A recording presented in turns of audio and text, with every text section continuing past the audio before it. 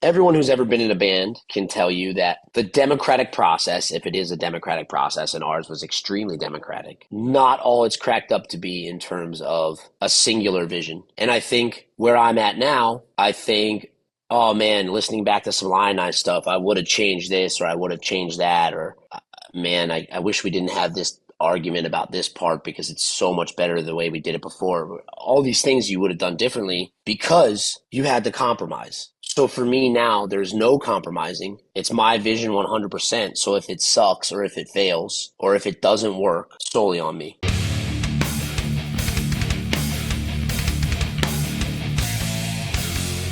What's up, everybody? It's Keefy. I am back with another GhostCultMag.com interview. I am super stoked today to be joined by Nate Bergman. How are you doing, sir? I'm very good. How are you?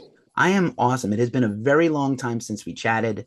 Talked to you quite a bit. We followed Lionize quite a lot, and was a big chapter of your life. Solo career is taking off in all kinds of ways. Love the recent album, have caught you on tour, and so pumped for everything going in a positive direction for you. Thank you very much. It's still strange to me when people are sort of paying attention to the solo thing. Just because you went solo, and you were just saying how, surprised you are that people are picking up on you as a solo artist, which I again love.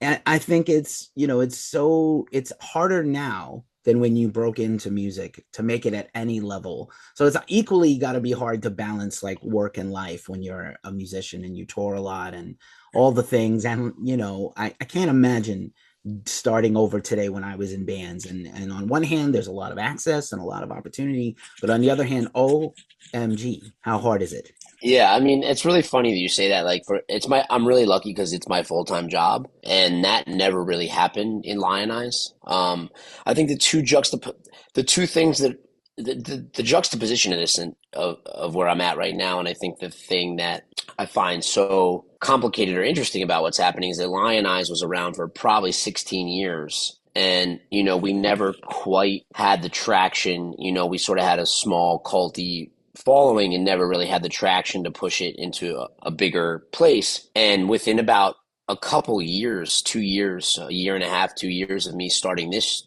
part of my career, it's moved exponentially faster, which is it's a head trip because it's actually my full-time job now, and I'm finding some success with it. And that's sort of a head trip, which sort of lets me know that I'm definitely doing the right thing. But I think the second part of that that's really funny is that, like, I've been hearing this. It's sort of like the opening scene in The Sopranos when Tony Soprano is basically talking about how he got in at the ground. It's good to get into the ground level, but it was way better 10, 15 years before he got in, or he missed the golden age of the mafia, And I think for me, I've been hearing this since the beginning of my career in about 2001, 2002. Oh man, the 90s, oh, it was the best time for bands. It's so hard for bands now to make it. And then fast forward to 2010, man, the music industry is dead. Labels don't support bands. It's so hard to tour. It's so hard to do this. How do you break through? Then 2020 hits, major reset for everybody. Oh man, TikTok's exploding. Now bands can get big like this on TikTok. How do you survive out there? It's so much harder than it ever was. So every 10 years, every 5 years, 10 years, I sort of hear this iteration of how hard it is. And for me, because I think I came from sort of the punk rock DIY rock and roll ethos of just like do it yourself, and also we're going to go play shows to people no matter what. It's not really changed for me. A major label still doesn't give a fuck about what I'm doing. They never will. Remarkably, and I use this word very apprehensively, but I'm very fortunate and blessed to be able to tour with bands that I love that also respect my solo career. It's crazy. So for me, to be honest with you, nothing's really changed. Great answer, and that's fantastic to hear. I was about helping me with my segues already. Phenomenal. Right before my second coffee, and I was going to say, I'll invoice you. Don't worry, we'll you do invoice that. you. You do that. The We'll be first one's good. always free Yeah. when I do it, but you can charge. I'll send you the PayPal and the Cash App. I got a different policy. Yeah. Yeah, I got you. Yeah, You got yeah. to. You got to. But I was going to say, like, yeah, some of your peers started with the same approach. So, like, we know Danny Carano's very well from Amigo the Devil, Chuck Ragan, The best of the best. the best. Chuck, who you're about to go on tour with again. Frank Turner, who we saw last year, started all, there's a DIY element that runs through all these kind of same artists and even a few others. And yeah, there's definitely, levels to this, right? And so maybe that's a little bit easier for you. Plus, for sure, being a solo artist is a lot different than having the dynamic of a whole band. And I find it very interesting that since you've gone solo, you didn't do you maybe I should form it in this like a Jeopardy question. What is artistry to you? Do you consider this just a continuation of Lionize? It's obviously distinctly different musically, but it's the same you leading the musical creation, but obviously it's a little different vibe. Um, I think it's almost wildly different from Lionize. In the work ethic is the same. The work ethic or the ethos is the same as Lionize, which was whoever asked me to play a show with them, I'm gonna do it. I don't care the genre. I don't care first to four, direct support, whatever you want from me. I'm here to serve. That was always Lionize's sort of mentality, and it took us to a lot of places. Musically, it's very different. I think the first example is that I'm not really beholden to anyone else. There's no, hey, I have this idea that I think is great. You don't think it's great. So let's meet in the middle and sort of figure out a collaborative version of the art, and which is great. Like collaborative art is amazing. I think the reality of what Lionize was like for me was that I started out sort of a singer, not a songwriter, and not really having anything to say musically, sort of just trying to make shit that sounded cool. And two other guys in the band were very, very, very efficient songwriters, lyrically and musically. And then I think somewhere around 2009, 2010, almost 6, 7 years into the band, I started to become more comfortable with writing lyrics and writing melodies and writing parts. And I think as the band evolved, my writing became more prominent in the sound of the band, and maybe to some detriment to the band in terms of, hey, like I'm singing, so this is what I want to sing about, or this is what I want to say, or these are the things I want to talk about. And as I became more comfortable in that, I think around Nuclear Soul, in a track like Heavy on My Mind, you could kind of see, looking back, I had no idea then, but looking back on it now, you could kind of see I I had an idea of where I sort of wanted the band to go with me, and I don't think the band shared the same idea. And so I think at the end of the day, this was going to happen naturally, whether the band disbanded. I did it completely on the side. I think this was always going to happen, you know, retrospectively. So where I'm at now with it is I love the fact that everything is on my shoulders. I like that pressure. I like the idea that if this does, you know, everyone who's ever been in a band can tell you that the democratic process, if it is a democratic process, and ours was extremely democratic, not all it's cracked up to be in terms of a singular vision. And I think where I'm at now, I think, oh man, listening back to some Lionize stuff, I would have changed this or I would have changed that, or man, I wish we didn't have this argument about this part because it's so much better the way we did it before. All these things you would have done differently because you had to compromise. So for me now, there's no compromising. It's my vision 100%. So if it sucks or if it fails or if it doesn't work, solely on me. I'm really loving that. Yeah, there's something to be said for that because unhappy band can be like is an unhappy marriage in effect, and who wants that? And I feel like this is so you now. We're getting like the pure unfiltered Nate. Metaphysical change really is like an outpouring of you, every single bit of it, and it's a complete record. That's what I love the most about it. A lot of people, they don't. I still listen to whole albums. I want to listen to whole things. So I love that. I I love that. appreciate that this is a thing with no skips that I can just sit back and enjoy and hear on repeat. And I'm not skipping around. I don't care about radio much, and as much as other people. So I don't. I push back on the singles. We're in the singles age. We're in the EPs age. I don't care about that. I want people can write a whole record. That's what matters to me.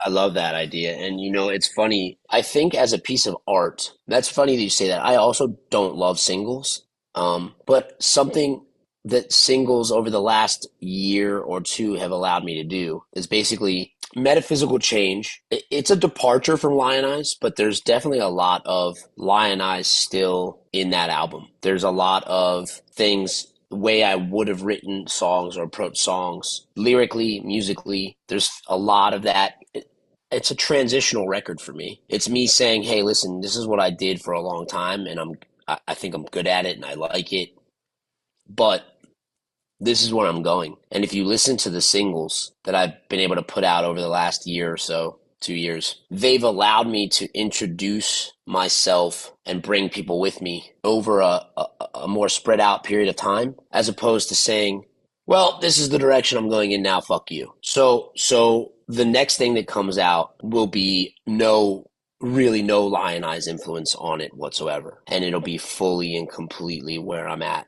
right now as an artist. And I'm very proud of Metaphysical Change, and I produced it myself, and I had no outside influence, and I'm really, really proud of it. And this next place that I'm going is like it's connecting the most with people live, and it's connecting the most with people online. So I think I'm incredibly excited about where it's headed in terms of my authenticity and my ability to be vulnerable. Nice work. I also want to say as we're talking today, we just passed the infamous Hallmark holiday of Valentine's Day, and we did like, because we're a music website, we do listicles and things sometimes, and we did a list of sort of love and anti-love songs that we like from heavier artists, and we had My Chemical Romance's Helena in there, which you infamously covered in your own style, which I absolutely love. And Thank you. it's kind of funny, I've seen Chuck and Hot Water Music do a My Chem song, and Frank loves My Chem. I'm not sure about Danny, but maybe, probably, but he's the right age. So I love that cover, but I love that cover didn't, what happens sometimes with a great cover is it ends up defining an artist. And I feel like you are not going to be pigeonholed even by a great interpretation of someone else's music, which I also, again, I'm thankful for that you've been able to push your own stuff forward as a result, but also like it's not going to get overshadowed. I think the thing is too, right? Like I sort of don't care how other people want to define me. If I have fans that come to shows because they heard the My Chem cover, which I have in the last, 6 months, and that's a piece of music that they love and it connects them to my other music. You know what? I think I spent a long time in my career early on caring about how people defined me or defined what I did. And I think I made a lot of moves to pivot from how people would define me. And now I actually just don't give a fuck at all. Like, I think I love that song. I have a very close relationship with Frank Iero from the band. I know the band in whole has heard that song and likes it. I know that a lot of people surrounding the band, the guys from Thursday, Jeff Rickley, who produced their first record, he loves it. I specifically picked that song to cover because I was going on tour with Thursday in Europe, and I was thinking to myself, man, I don't know if these kids want to hear like acoustic folk, weird, whatever the fuck I do, but this is how I could win them over, I think. And it really worked. And it's become a sort of a staple of the set. It's been really fun. And I just sort of don't care now how people define me. People are going to define you however they want to define you. But all I'm really here to do is make shit that I think is cool, that I like. And at the end of the day, if you like it too, I'm very happy. And if that leads you to come buy a ticket and a t-shirt, great.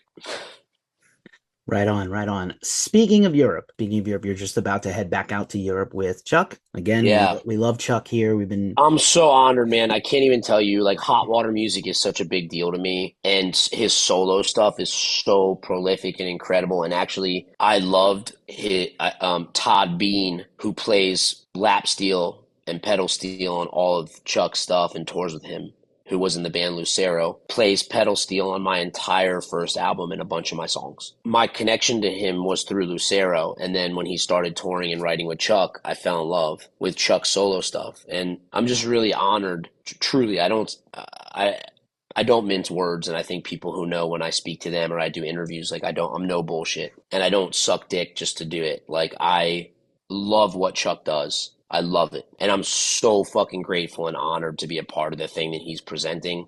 And my only hope is that I just like make him proud of the decision to bring me on the tour. Like that's my only hope for the whole thing. So right on. Very few people, like 80% of people suck dicks. So very few of them do it just to do it, but I love that comment. yeah. I want to thank you one thing before as we wind this down. One of the things I mentioned offline, you've been, I say all the time, and again, journalists and music website owners, we have little goldfish and lizard brains, so we really need things spoon fed to us. But I know what a cesspool and how terrible social media is. I work in it professionally when I'm not doing Ghost Cult, and I do it for Ghost Cult also. And so I appreciate that whenever we have helped share and promote your stuff, you have been receptive and shared it back to your audience, because it's so hard to get through.